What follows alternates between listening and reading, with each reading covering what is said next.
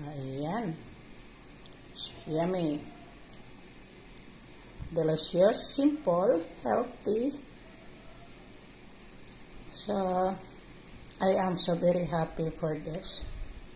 Thank you so much for watching. Breakfast. Breakfast tayo. Ayan, ube pandesal, Spanish bread, at saka bibingka. Coffee with Ovaltine. Sarap-sarap.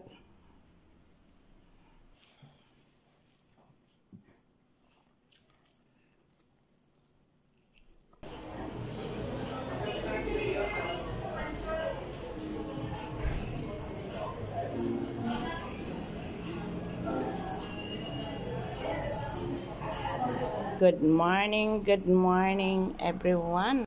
Good day everyone. For today's video, nagluto ako ng puset. Medyo malaki-laki.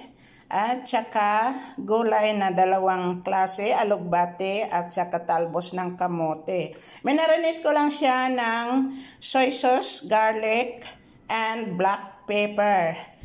At pagkatapos ginisa ko siya sa garlic, onion, and tomatoes. Ngayon, nung luto na siya, nilagay ko na yung aking gulay sa taas. At ito ang kanyang kapartner. Saging na saba. Instead na kanin, saging na saba. So, halika kayo guys, kain tayo.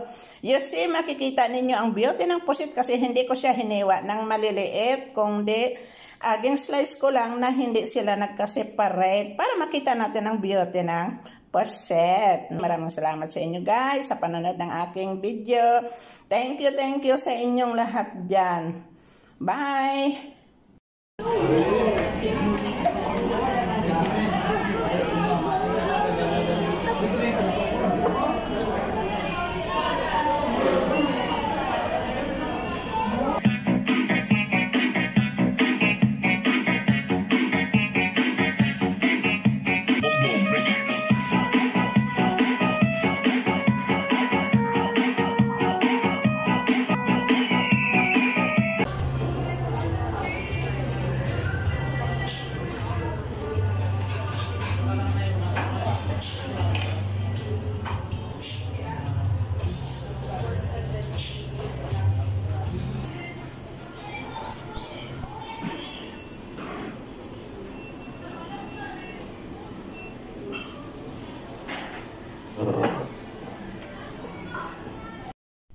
So, ito na guys, yung ating bangus, ready to eat. At, ito naman yung ating gulay, masarap.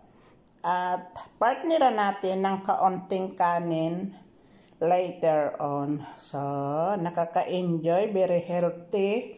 Dito sa gulay ko, ang hindi lang masasabi nating 100% na healthy ay yung gata natin kasi mayroon siyang preservative. Ganon din itong ating bangus.